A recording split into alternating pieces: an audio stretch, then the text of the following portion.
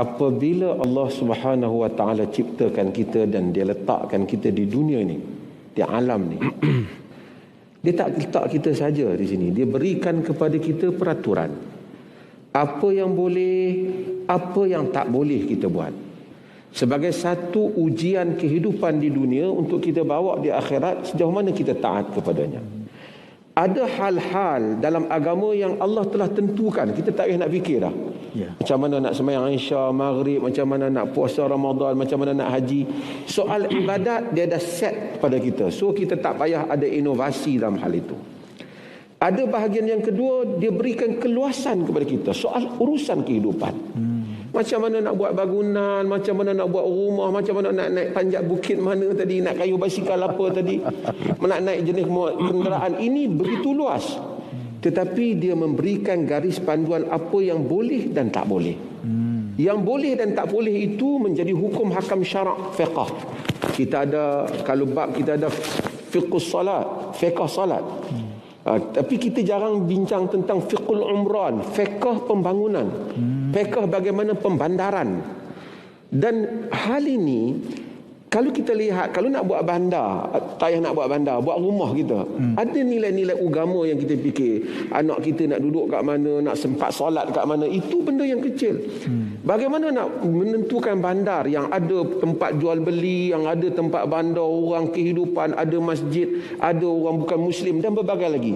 Ia memerlukan satu pemikiran yang bukan saja berupaya memikirkan tentang dunia itu, tetapi berupaya memikirkan do and don'ts yang Allah Subhanahu Wa Taala berikan garis panduan.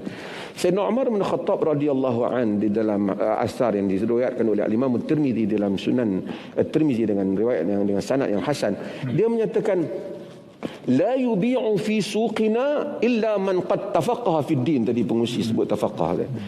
Jangan berjual beli di pasar kami melainkan orang yang telah faham agama. Faham hukum akal. Itu nak jual beli. Macam mana yang nak buat pasar? Macam mana yang nak buat bangunan? Nak jual beli. Dan Umar bin Khattab, hadis yang di dalam riwayat asar yang diriwayatkan oleh Imam Al-Bukhari dalam Sahih Al-Bukhari, dia menyatakan tafaqqahu qabla an tusawwadu. Kamu kena faham dulu sebelum kamu dilantik menjadi pemimpin. Bila nak merancang bandar, kita orang kampung tak boleh rancang. Orang awam tak rancang, orang atas yang rancang bandar ni. Jadi dia mesti tafaqqah, dia mesti memahami konsep agama itu. Apa kerja pemimpin? Kerja pemimpin bukan berapa banyak likes di medsos ke, bukan.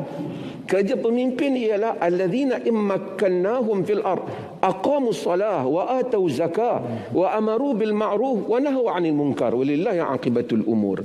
Orang-orang yang kami berikan kedudukan pemerintahan di atas muka bumi, kekuasaan, mereka mendirikan solat, kena taubat solat.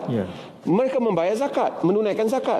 Itu tentang hubungan dengan Allah dan tentang harta. Sebab itu pemimpin biasanya lepas daripada rasuah dan penyalahan guna kuasa, kerana zakat adalah merupakan pelambangan takutkan pada Allah tentang berhubungan dengan harta. Menyuruh kepada yang ma'ruf. Ma'ruf ni luas. Ma'ruf bukan semayang saja, termasuklah nak bagi orang boleh kehidupan aman, selamat, orang tak ma'ruf, dan mencegah daripada mungkar. Dua hal ini tidak mungkin dapat dilaksanakan melainkan dengan dia memahami agama.